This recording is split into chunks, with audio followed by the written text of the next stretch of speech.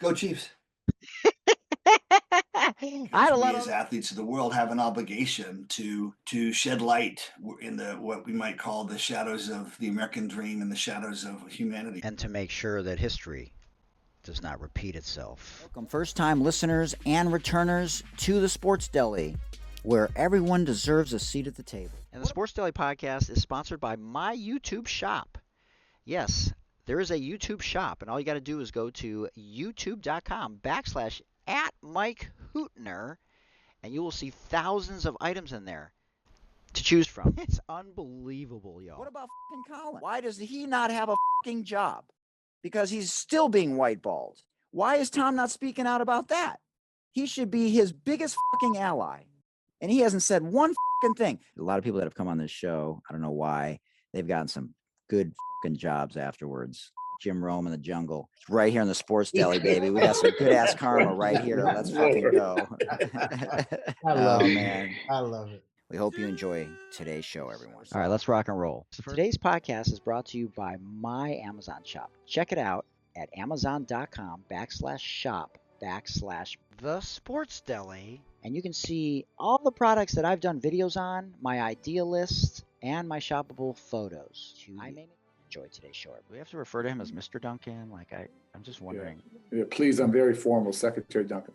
There you go. Exactly. Just put a sir on the end of it. Mr. Duncan, sir. Well, Or because, yes, sir. Jay Billis always said that he could never call Coach K Mike, even Oh, after yeah. all these years, kind of thing. You know what I mean? Mike's a different level. I'm not, so it's all good. All right, here we go. Well, I can't believe we're in season 6 of the Sports Daily Podcast. It's been an amazing run, and we have some special guests on tap here for this season. But I want to do something today that I have not done before, because I think it's important that I go outside of my comfort zone. And as I begin my 33rd year of coaching, I thought about something today when I was watching Jon Stewart's podcast, when he had Alexandria Ocasio-Cortez, a representative from New York, on his podcast. And they were talking about something, and a light went on.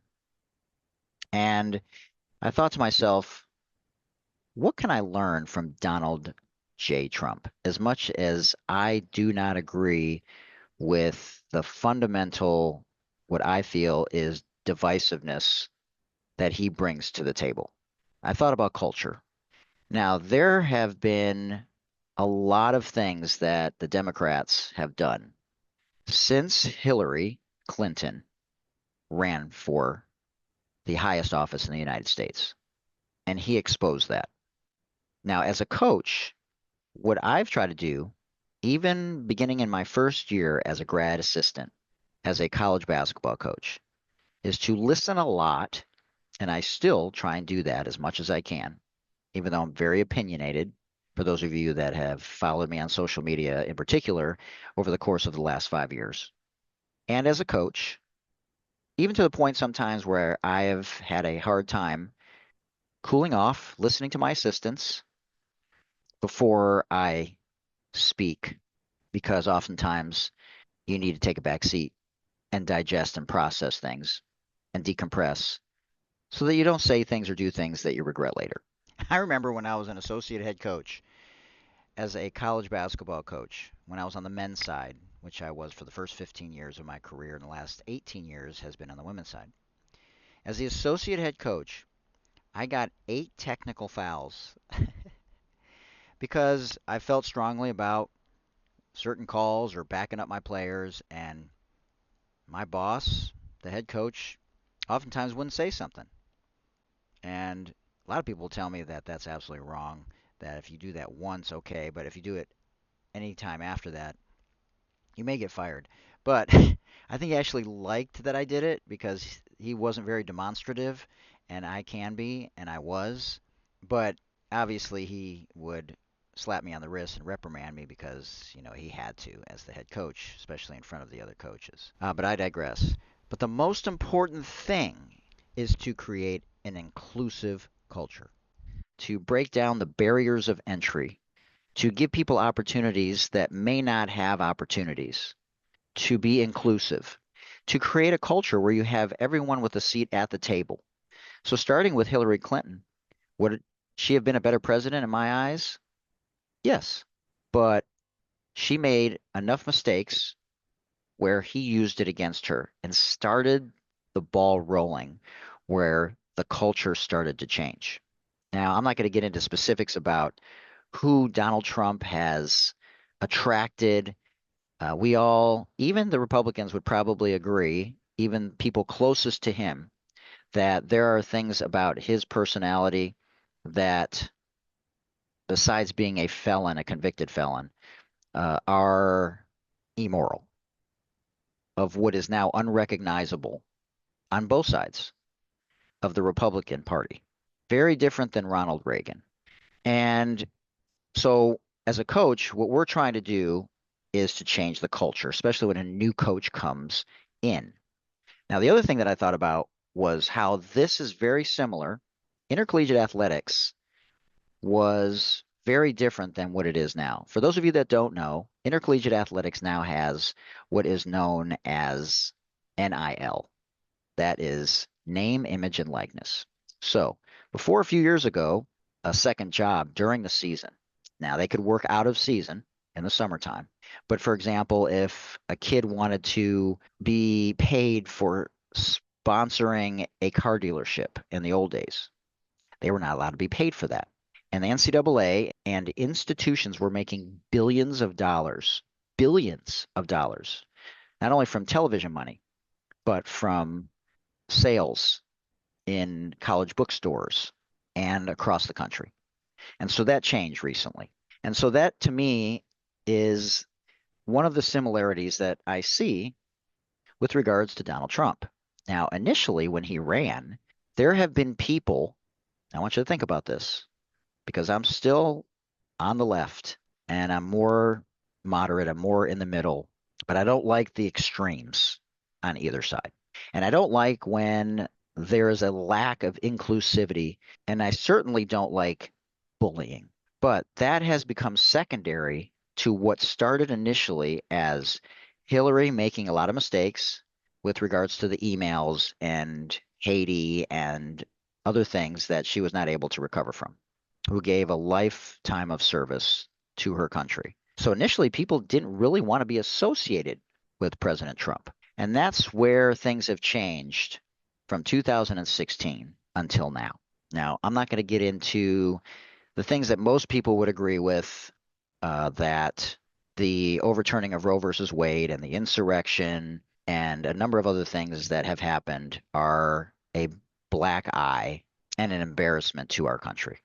Now, how will Donald Trump go down historically when things are all said and done? Because what's happened now, similar to the NCAA and the NIL, is we have gone over to the other extreme. Now, as I said in the beginning, do I hope that Donald Trump does a good job? Yes. Do I think he even deserves to be in office? No. He's a convicted felon, and the hypocrisy is palpable. But we have to get past that. So I'm trying to find a way to learn something from what he's done that may help me be a better person, because I'm constantly ripping him and sending video links to people that are on the right so that they can see how ridiculous it is and the blind spots that they have. Do I have blind spots? Maybe, but I bring a lot of receipts. But the problem is there has been a shift also with the media over the course of the last 15 years. And this is where the Republicans have won. So when you talk about changing a culture or appealing to uneducated white men or any other factor that is relatable, you have to give credit where credit is due, that the culture has changed. Now, is it flawed? Is it a fake narrative? Is it the big lie? Yes, but the concept of changing the culture is what Donald Trump has done. And where people were embarrassed to associate themselves with him, there has been a shift, right or wrong, that now people are more proud to be associated with him. Now, there are a lot of people on both sides that will vote across the board because of a single issue, or they don't even know what they're voting for. If I see another video, which is on some level laughable, of fact checkers interviewing Republicans, for example, which is what mostly we see online on social media, that people don't even understand what they're voting for, and then they will double down. But the bottom line is, just as a coach, when I come in as a new coach, when you're trying to change the culture and you're trying to cut through the red tape, it's very difficult. Are you going to go overboard? Is there a system of checks and balances that has to happen? Are there going to be things that are collateral damage? Yes, you play the percentages just like in basketball. Most shots in basketball, when they're shot from the right side, will go over to the left side, between 70 and 80%. So you practice. You don't practice for the 30% that are going to come back your way. That would be a terrible waste of your time. There's percentages in sports. In football, they script the first 10 plays. Why do they do that? Because they want to get a feel for things. So when you're trying to change a culture, you have to do what you firmly believe to be true. So that's one of the things that I noticed, is that the people that voted for Donald Trump initially, they didn't want to be associated with him. They were embarrassed in public. And there's been a shift along those lines. Is that going to benefit society going forward, globally and domestically? I don't really know. But all I know is he has stuck to his guns and he has doubled down. Now, I just watched him at a press conference with the mayor of Los Angeles.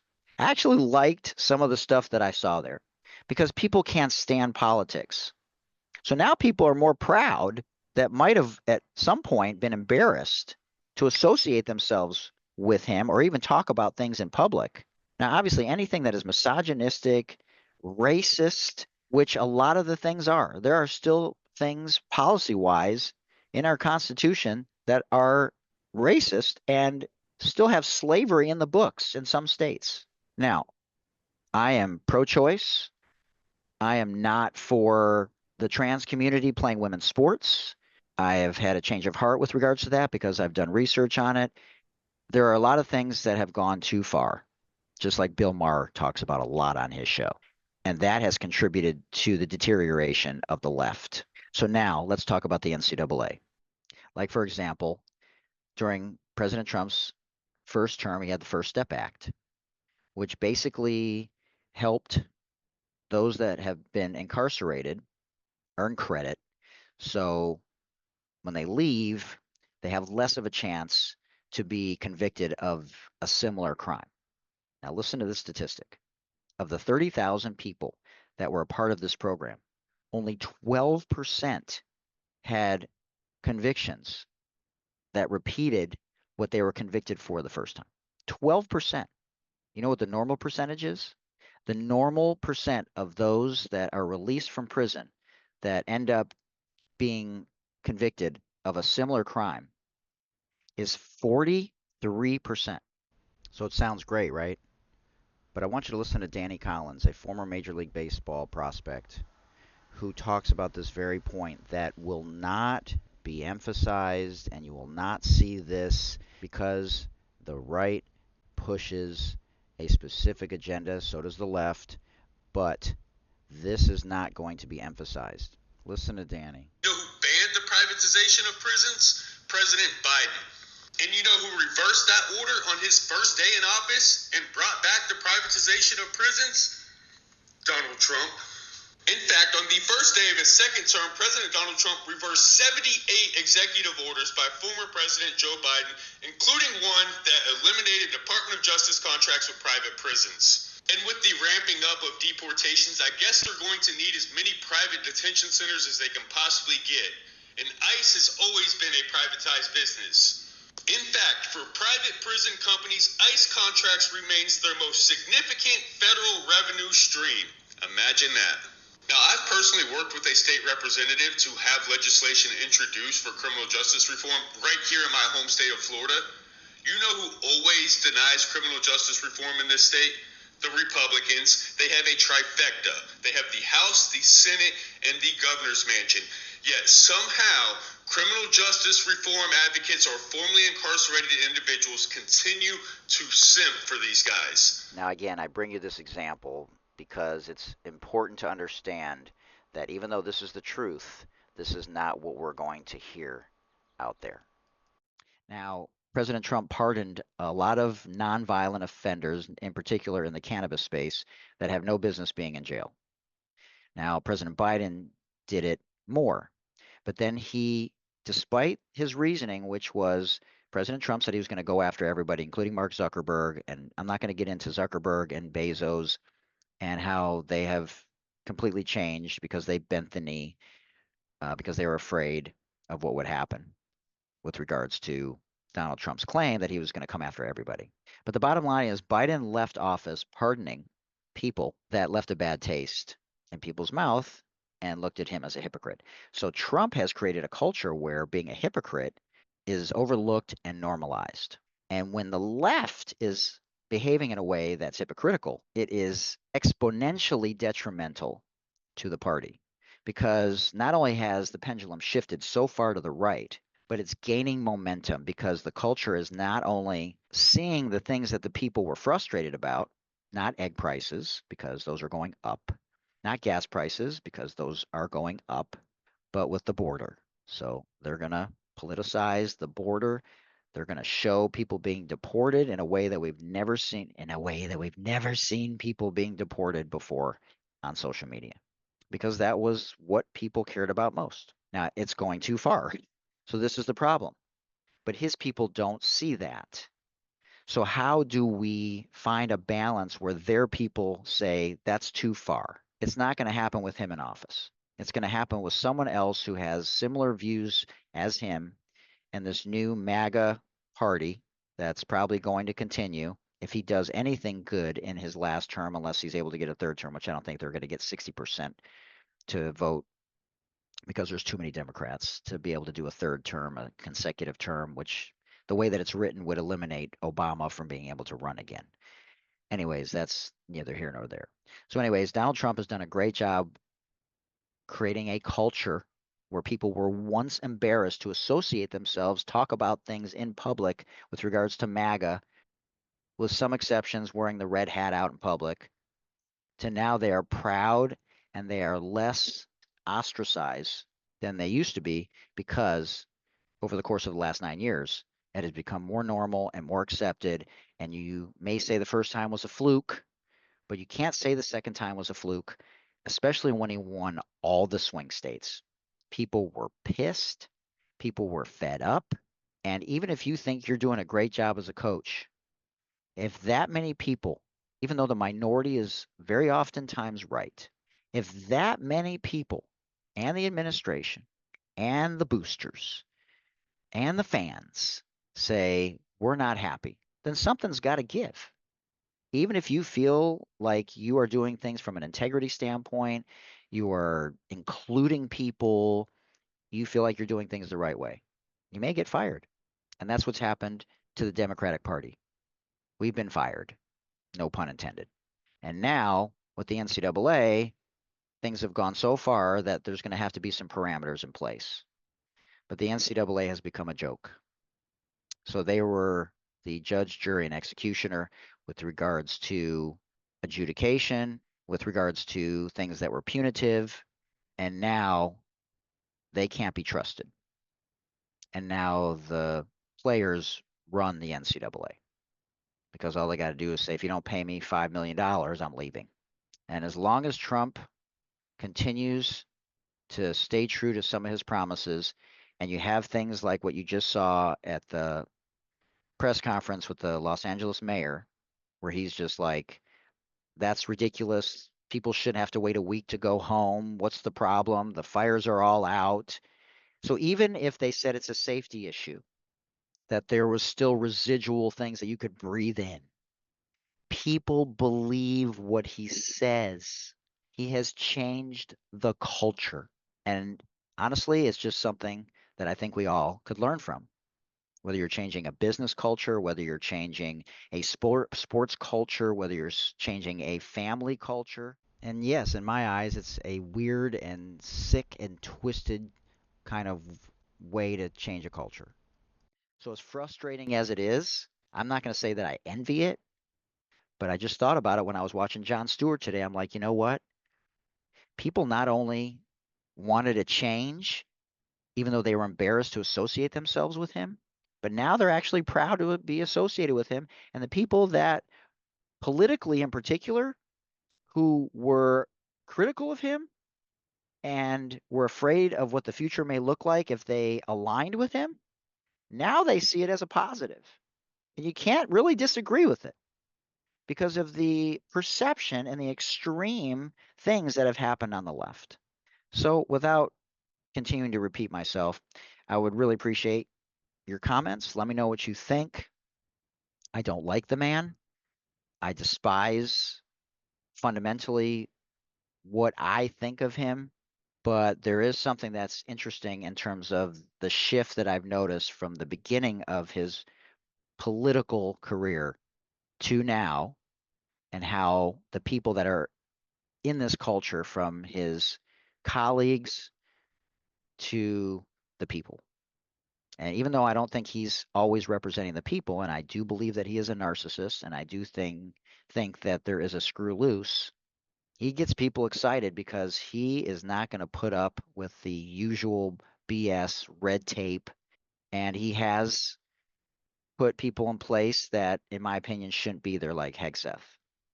It's just wild to me. But somebody told me in a private chat, who's a multi-millionaire, that sometimes you have to take everything. Things are cyclical, and there are things that are going to be perceived and in reality, in fact, are misogynistic or racist, but you can't get things done if you're going to do things the way that they'd normally have been done. Do I agree with it? No. I mean, I am someone who serves. I am someone who operates from love and laughter and giving, and believe in inclusiveness and diversity, equity, and inclusion, which is to break down the barriers of entry. And he gives zero fuck about any of it, including Elon Musk. But there's a reason why people like Rogan and Elon and Bezos and Zuckerberg, besides bending the knee, people that control most of the media and the wealthiest people in the world are aligning with him. Most of its power and money. There's a reason why there is a lack of accountability with insider trading with Congress. But unless we follow a similar blueprint on the left that has worked for the right, even though there's lies and misogyny and racism and sexism that are a part of it. This shift started 15 years ago, from Truth Social to Fox, and appealing to the people that they've appealed to. And that's why I tell people constantly who make stupid comments on my post to go back to X, which is another one. So we have to figure out how to educate people in a way that doesn't insult them, that really does appeal to people's needs and what they're looking for in this country. And I don't see it changing. People want to have more money in their pocket. They want to have generational wealth. I'm not going to get into reparations today because to me that's ridiculous. And somebody said that affirmative action was reparations. Like, bro, come on, man. I'm not even going to go there. There are people out there that are much better, much more educated, from J. William J. on social media to White George on TikTok to Levert the Baseman to Tizzy ENT. You can check out all these people on social media, and they are much more educated and much better in this space. But we're making too many mistakes on the left. And all we're doing is creating divisiveness. And then we're not gathering our base and bringing some people in the middle, the people in the middle left. So anyways, that's what I thought about with regards to college athletics and the culture that Donald Trump has created that has been successful. And I'm not suggesting that we should do the things that he's doing in order to change the culture and accomplish what we're trying to accomplish. But there are some things that he has done that have appealed to people, and you got to give credit where credit is due. Now, I'm going to still be authentically me. I'm still going to fight for inclusivity. I believe in DEI. I don't think we should go overboard and extreme with regards to things on either side. But if you don't acknowledge what the other side is doing well, and as a coach, if I see something that another coach is doing well, I'm going to be like, bro, that was some great strategy today. Have I negatively recruited? I have in a couple of instances, and I had good reasons to. Do I do it as a general practice? Absolutely not. I don't think it's going to benefit the student athlete. Instead, what I typically have said is go visit 10 schools, go take your 6 official visits, ask lots of questions, and then when you make your final decision, I want you to be absolutely stoked about your final decision. Whereas a lot of coaches are like, oh man, we need you to sign by next week. It's about empowerment. It's about the greater good. I just believe sports in the locker room is the ultimate way that we see things get accomplished when people come from so many different backgrounds, especially in football. You got people from the inner cities, you got poor people, poor white people, low income, black and brown people. You got people from all over the world, international student athletes, cultural differences. And a coach's job, a CEO's job, a president's job, people representing the people's job is to represent the people. And right now, the right is winning, even though it's excruciatingly frustrating to the left. So no shout out to President Trump, but there are things that we can learn from what he has done. And you can say it's only going to get worse. You can say that he benefited from President Obama's economic uptick. But if you're going to give credit where credit is due, you got to give Trump credit for what people were frustrated about, which was prices increasing under Biden, even though it was not necessarily what people were saying. The perception was that the economy was better under Trump than it was under Biden. Now, there's been a shift with regards to how people make money in this country since the pandemic. So that is a part of it. But if my contention, when I listen to, in particular, minorities, women and people in the black and brown community, if they say that they are scared to get in their car in a way that they never have before, and I hear white cops and a black cop that's a friend of mine say that racial profiling is absolutely a thing. And black people continue to die in traffic stops and in situations in their homes in a way that white people are not. And they are scared. They have generational trauma. And we as white people in particular are going to be so arrogant, or politically, we're going to be so arrogant to dismiss that, then we can't turn around and hypocritically not have the same philosophy when it comes to those white people that are relating to Donald Trump for whatever reason, and we are not listening to them, and we are so arrogant to think that our way is so much better that we're not making them feel heard and that we're not listening to their concerns. I'm going to come back to the border every time, just like with Hillary Clinton's emails and Haiti.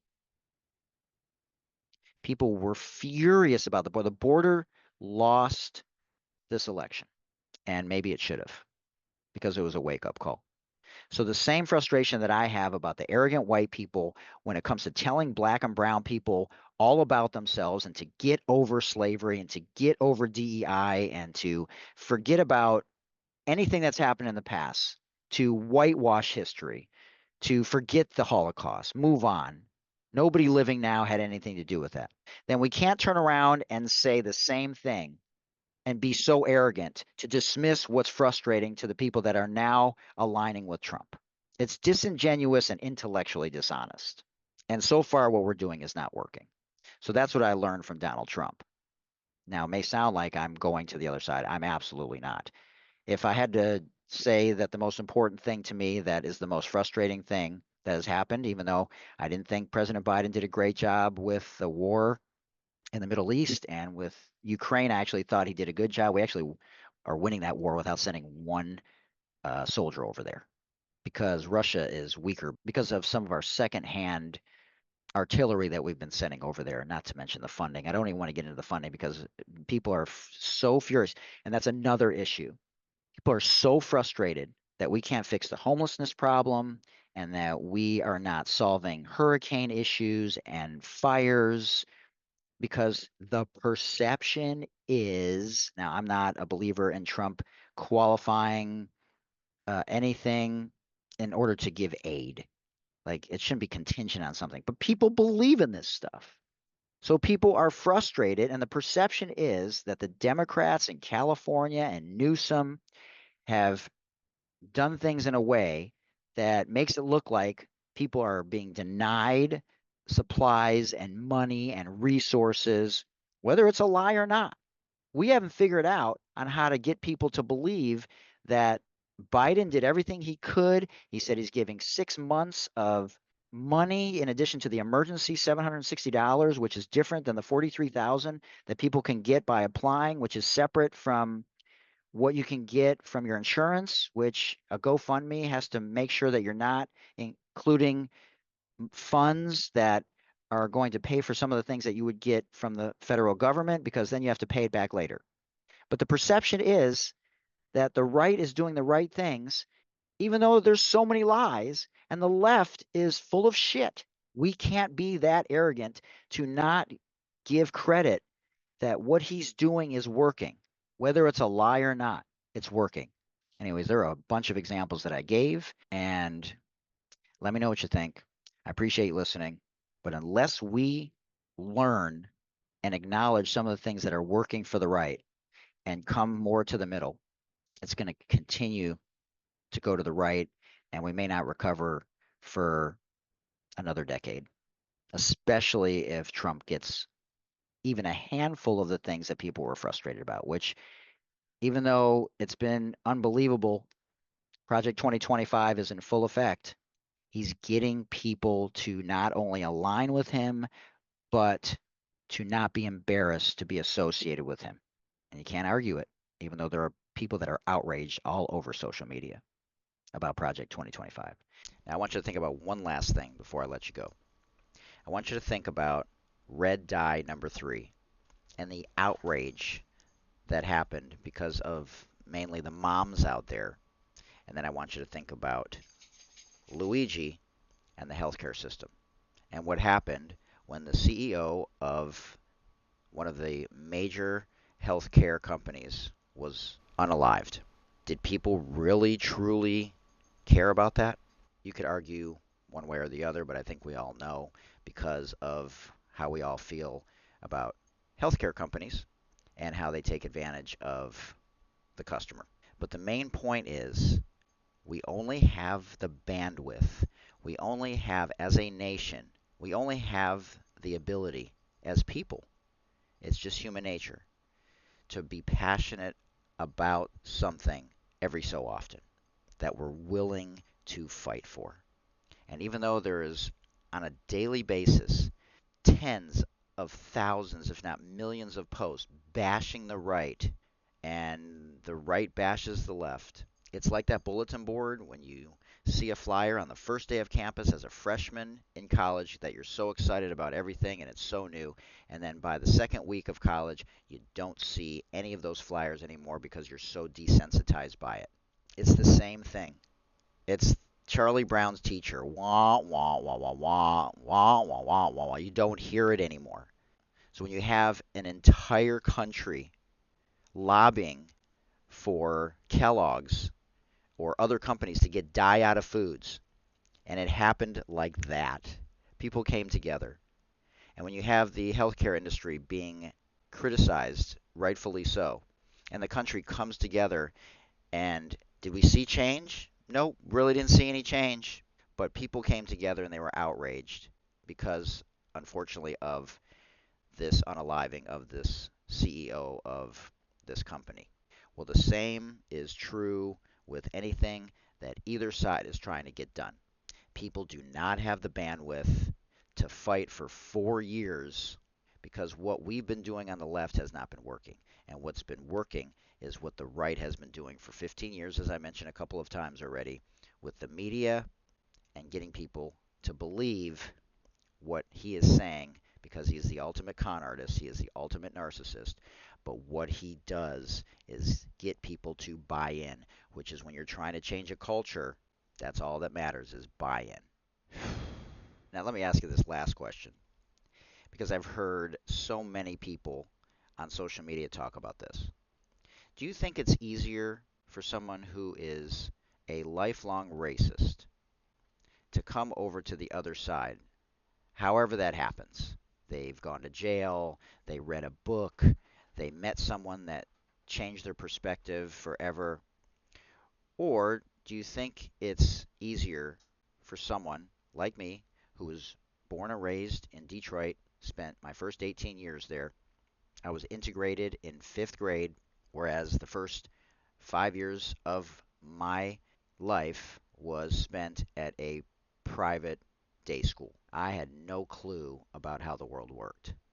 And my first day of 5th grade, I was integrated, and it changed my life forever. So do you think it would be easier for someone like me to become jaded and over time be so disgusted with life and transform into a racist? I don't know if I have the data or if I have an answer. But all I know is I don't care if the previous administration has done a terrible job in certain areas. I think the difference this time was that Kamala Harris criticized Joe Biden as much as she could, and she closed the gap and almost won the election when Biden would have got hammered. He would have lost in a landslide. And even though Kamala lost, what she was doing was starting to work. And I will never vote for someone that is like Donald Trump. And the lack of a backbone and the lack of courage that the people that initially spoke out against him bent the knee and caved for fame, for oil, for money, for power, or all the above. I've never made a dime on this show. That's not completely true. I think I made $250 because of some ads that I didn't even know were happening. I've spent $50,000 of my own money over the course of the last several years, gone into the negative, because not that anybody cares about my legacy, but I'm trying to find my own little corner to, most importantly, show my daughter what I'm about. And hopefully those seeds can be watered, and later in life she understands it better than she does now. And she continues to carry that torch to helping others, to being an ally, to use her white privilege. Because there are still far too many people that do not have the ability to go into the spaces that I still can't go into, despite those that disagree. So what's the solution? I don't think what's going on right now can be stopped. So I think it has to just play out. Now, as hard as this may be, and I've said this before, I would rather work for a college basketball coach and only make $50,000 than go into a Power 5 and work for a complete asshole and make $250,000 as an assistant coach. That's just me. And other people do not align with that and do not have that school of thought. But what I think needs to happen, as frustrating as this is, if I was in a press conference after a game and I lost to someone I despise, you have to take the high road. You have to stay true to your convictions and to what you believe in, and continue to talk about the inequalities that still exist in this country. We have to point out the main things that are important to us because we don't have the ability to fight for all of it. That's why most presidents only get a few percentage of things done. So what does taking the high road mean?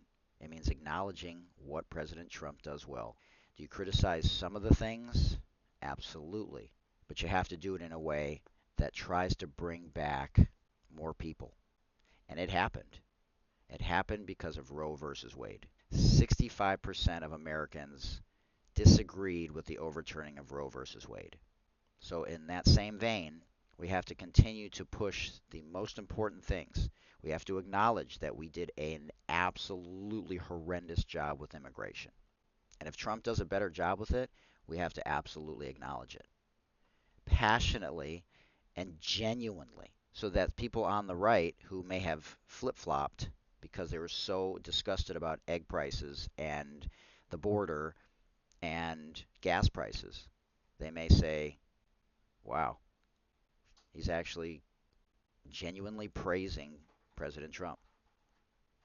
Both sides are shady. Both sides have insider trading. Look, there's some things you just have to let it go. You cannot continue to talk about it because people, they will not hear it. They do not care. And to that point, what he's trying to do is create chaos.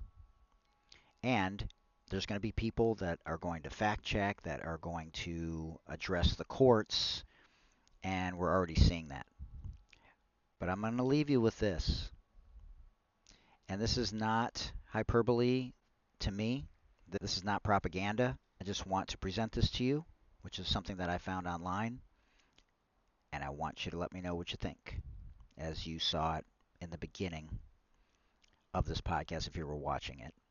Because again, when you create chaos, people cannot handle everything that's going on and they shut down, and then he wins.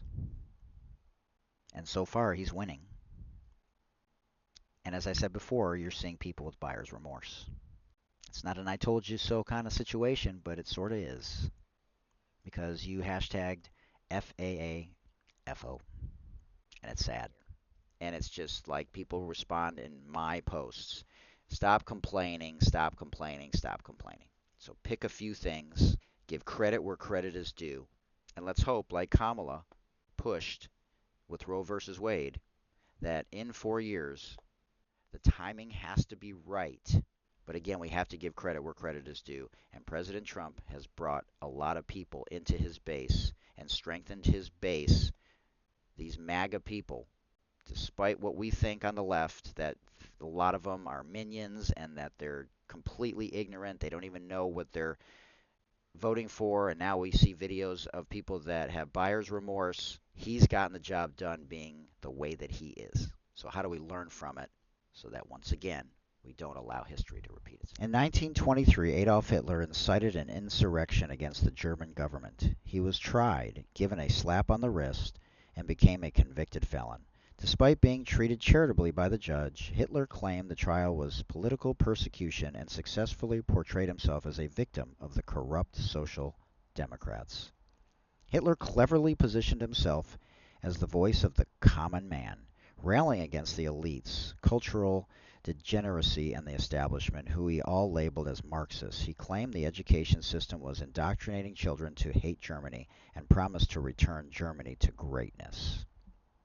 To solidify his base, Hitler masterfully scapegoated minorities for the nation's problems, exploiting societal divisions with an us versus them narrative.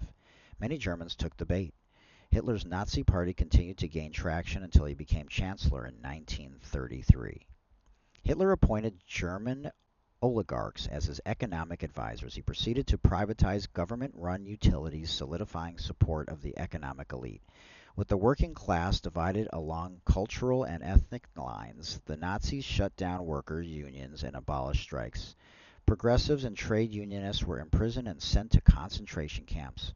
Corporate profits skyrocketed while working-class Germans lived paycheck to paycheck. Hitler became a billionaire while in office, knew he and his clan of oligarchs could get away with the scam if they constantly had an enemy within to blame, while the corporatocracy robbed the country blind. An easy target was one of the smallest minorities. Hitler removed birthright citizenship, rights of Jews, and started rounding them up for mass deportations for being illegally in the country. The German press under Nazi rule highlighted instances of violence by Jews to convince the public that Jewish immigrants were a danger to the real Germans. Hitler wasted no time dismantling democratic institutions. Loyalty wasn't just encouraged, it was demanded. Opponents were silenced. Media that dared to question him were vilified as the enemy and Marxists.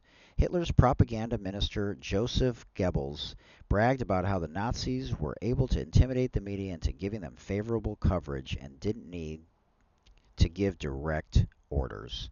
The Nazi regime and its followers collected all books they saw as promoting degeneracy or what would be considered woke today and burned them in large bonfires. They also burned books that promoted class consciousness. Berlin had a thriving LGBTQ community in the 1920s and even had the first transgender clinic. The Nazis burned it to the ground. LGBTQ people were sent to concentration camps and forced to wear triangle badges. Many were killed in the Holocaust. The Nazis also saw manhood as under threat by independent women who didn't rely on men. In 1934, Hitler proclaimed a woman's world is her husband, her family, her children, her house. Laws that had protected women's rights were repealed and new laws were introduced to restrict women to the home and in their roles as wives and mothers. Reproductive rights were severely rolled back, and doctors who performed abortions could face the death penalty. Despite all of this, the German people didn't have a similar historical parallel to look upon as a warning, like we do today. Most Germans never acted like the sky was falling. Most just went along with their lives as usual until many of their lives were snuffed out. By the time Hitler's reign was forced to an end by the Allied powers, 11 million people were murdered in the Holocaust, and 70 to 85 million were killed in World War II. Appreciate you listening to the special edition of the Sports Deli Podcast, Season 6, Episode 3. Until next time, much love. Peace. Thanks again for joining us today, everyone. Feel free to send me an email to thesportsdeli@gmail.com. Also, check out my link tree. It's /Mike Hootner. Also, like to thank a few people. 40 Tons Brand is a socially conscious cannabis brand, and they're doing amazing things. Check them out. We'd also like to thank Moolah Kicks, the first ever female brand basketball shoe in the history of the world. We'd also like to encourage you, if you're having a hard day, and if you're feeling like you just don't want to live anymore, all you have to do is dial 988 from any phone, and there will be someone there 24/7, 365. So don't feel like you have to fight this battle alone. Don't forget to do your self-breast and self-testicular exams every month. It's really important, as early detection is the key. Remember, Black Lives Matter. Reach out to your local and state politicians for any individual or group that you feel are being marginalized. Stop the bullying. Stop the Asian hate. Let's end gun violence with common sense laws. Let's be allies for the LGBTQIA+ community. And I challenge those of you in the white space to be anti-racist, to be bridges and vessels, to help bridge the gaps between black and white America. And remember, until next time, it takes a village, everyone. Much love. Peace.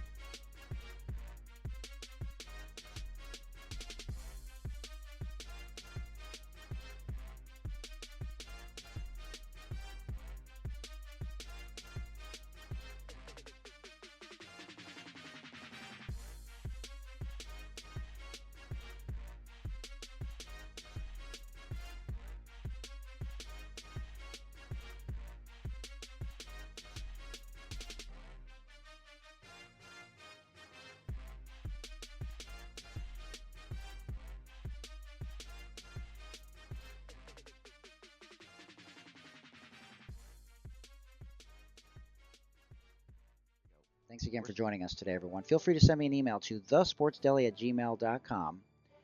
Also, check out my link tree. It's /Mike Hootner.